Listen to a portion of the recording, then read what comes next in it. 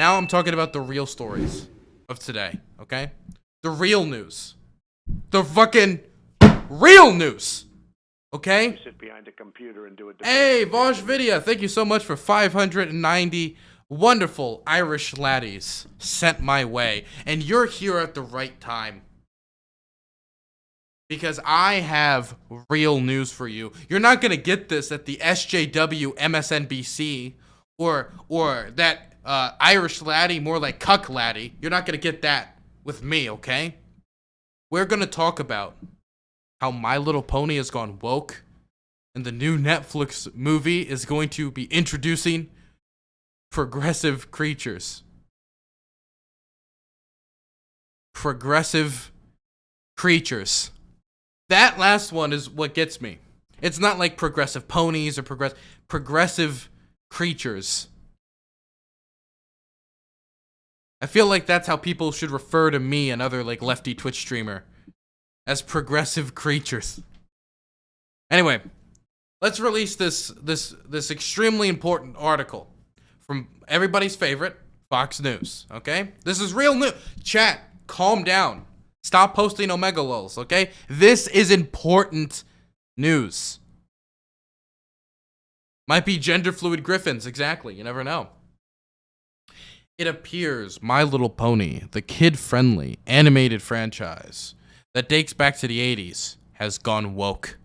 Netflix has released My Little Pony Next Generation, and the 90-minute film welcomes some new fantastical creatures, some of them fear-mongering, with a mission to restore the pony world of Equestria with magic. Starring Jane Kwarkwasi, blah, blah, blah, who cares?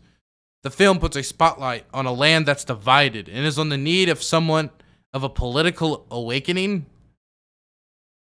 I don't know if that's how the film producers probably described it, as they need a political awakening. All the while, it maintains the cheerful tone of the colorful visuals My Little Pony is known for.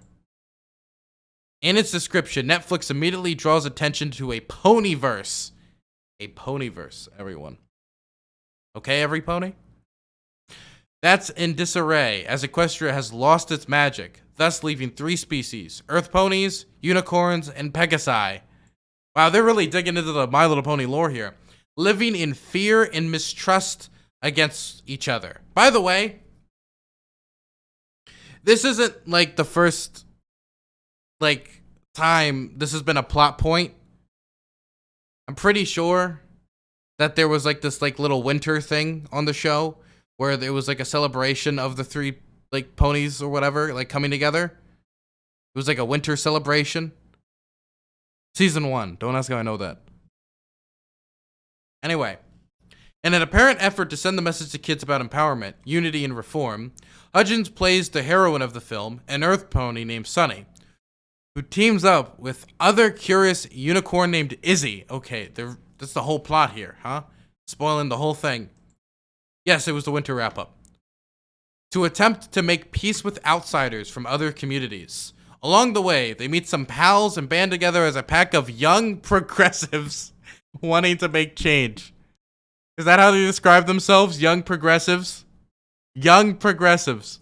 Wait, to be clear, they're young progressives because they want to meet the other peoples of the land and say, let's all come together and not kill each other and hate each other. And that's all it takes to be a young progressive. I think that it really reflects the times, Hudgens said of the movie's impact. My character believes in inclusion and friendship. By the way, the only characters that don't believe in this are gonna be the bad guys. If someone oh, my character in the My Little Pony universe believes in inclusion and friendship. Oh, so all of them. Okay. It's like if I was a new cast on Blue's Clues, and it was okay, so what's my motivation? Finding clues. Oh yeah, what a surprise. It's such a sweet little message to be reminded of. Until you've experienced someone, you can't know how they actually live. We flourish when we come to know each other. It's an important message. At one point, Sonny leads a charge against a demonstration led by a defensive weapons manufacturer, per one review from the wait, what? A curd is a curd. Wait, what?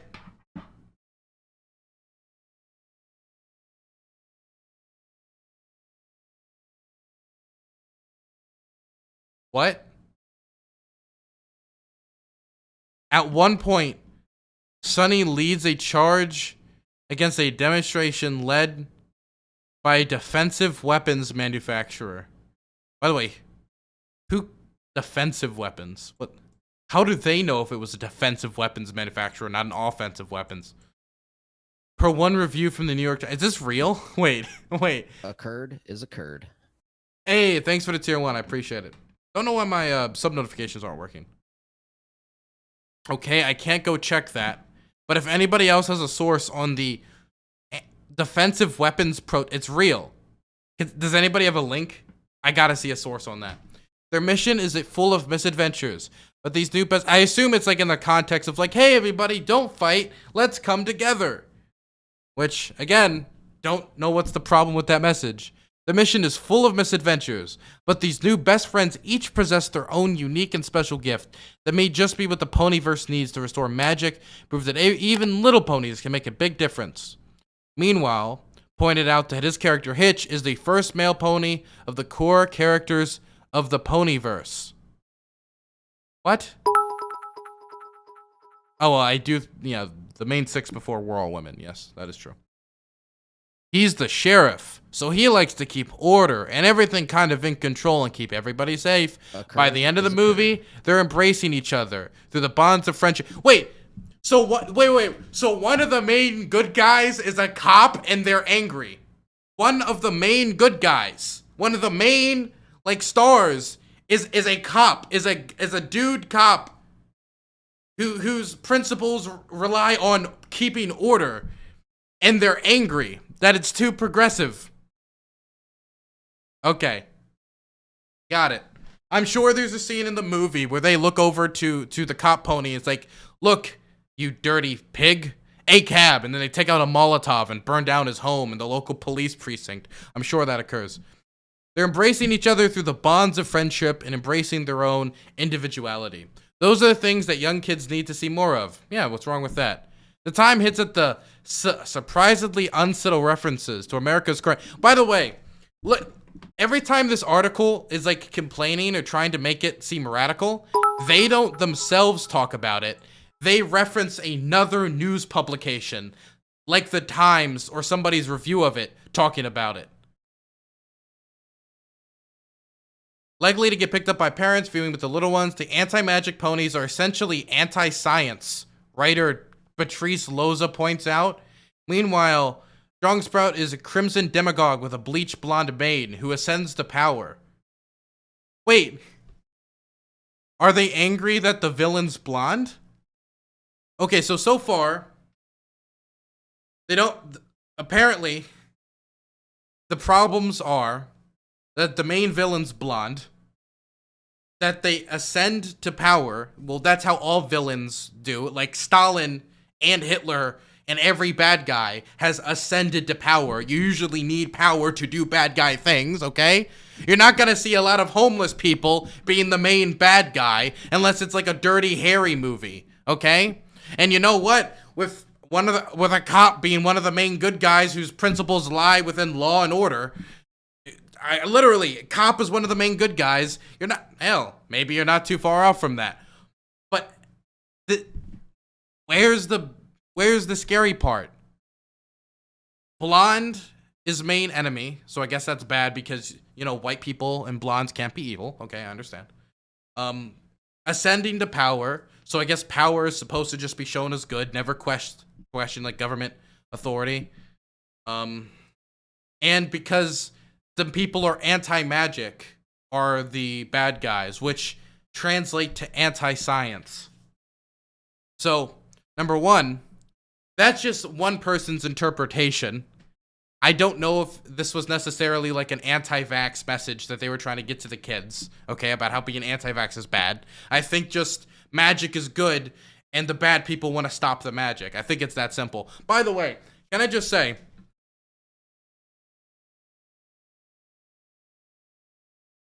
This is fucking stupid. I mean, I think this comes without saying, but it's just a movie about ponies. It's not that deep, okay? It's not trying to make your kids little Antifa super soldiers, okay?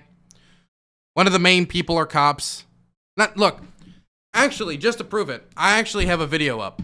Now, don't ask me how I know this, again. But I don't know if any of you've seen this. But this is from one of the My Little Pony seasons. I forget which one. It released around like 15, 16, somewhere around that time. And so the main six, the characters, stumble upon this village that needs their help for friendship or whatever. And they basically stumble upon a communist commune led by a Joseph Stalin type character. And the whole 2 first episodes of that season was them fighting the communists and trying to defeat communism. I'm not joking. We can play this quick.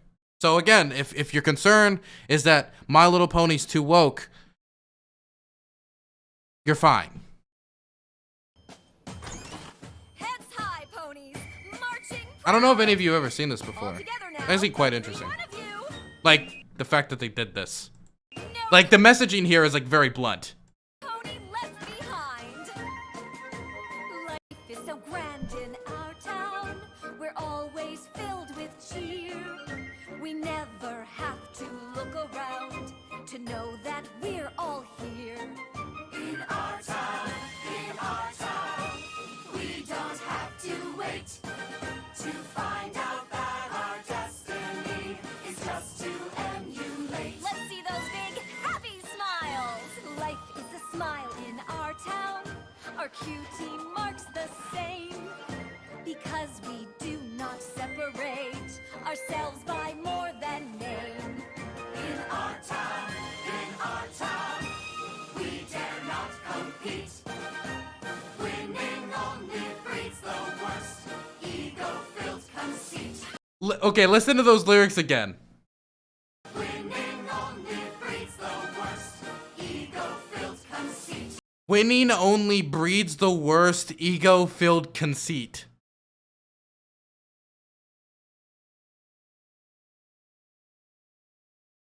It's a little blunt. You see, now every pony wins. Life is a joy in our town. We're all equal here. No one is superior, and no one shakes in fear. By the way, these are the bad guys. This was, like, the whole season was about these people bad. In our town, we work as a team. You can't have a nightmare if you never dream. You can't have a nightmare if you never dream. That sounds like the tagline for, like, the Freddy Krueger movie. It's a little blunt, okay? It's a little blunt, to say the least. So, look, My Little Pony isn't woke, okay? They're just a bunch of colorful horses that go around saying friendship yay, let's all not be terrible. And that's the whole series, really. Just some goofy bullshit with horses. And every time a new children's show is made, you don't need to pretend it's woke because it's teaching your kids some basic values like don't be racist or be nice to the sheriff who's with you or blonde's bad, I guess. Like, I don't, like, what's the bad? I don't understand what's the problem. Anyway, this shit's stupid. It's ridiculous. It's nonsensical. I do want to finish this song though. It's crazy. Other ponies argue. Do you ever wonder why? When you think your talent's special, you don't see eye to eye. There's just too many differences that lead to disarray. But when you learn to act as one, it's like a holiday. In our town, we don't complicate. When you learn to simplify, life is oh so great. Join in our utopia.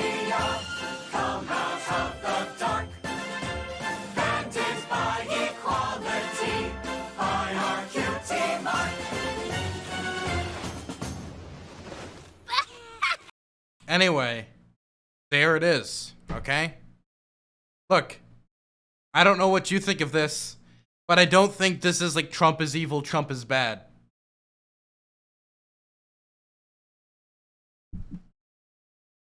Yeah, it's a little blatant. It's a tiny bit blatant. 1 second. I'm trying to remember because they had like speakers in this town that had like messages like "Remember to obey." It was like very blunt. I forget exactly where I'd find the link for it though. Little blunt, huh? Also, they did have slavery in the show. What the fuck is this? Look, I just wanted to see the slavery, okay? Well, okay, that's not the, maybe not the best quote.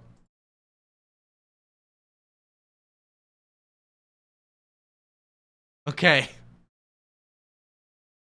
This is not what what is this?